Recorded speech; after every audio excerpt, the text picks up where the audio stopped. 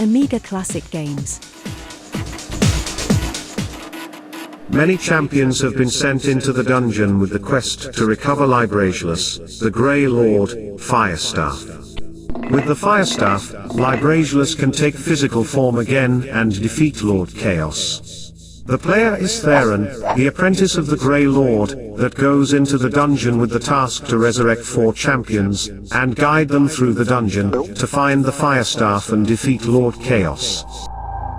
Dungeon Master is a role-playing video game featuring a pseudo 3D first-person perspective. It was developed and published by FTL Games for the Atari ST in 1987, almost identical Amiga and PC, DOS, ports following in 1988 and 1992. In contrast to the traditional turn-based approach that was, in 1987, most common, Dungeon Master added real-time combat elements. Other factors in immersion were the use of sound effects to indicate when a creature was nearby, and dynamic lighting.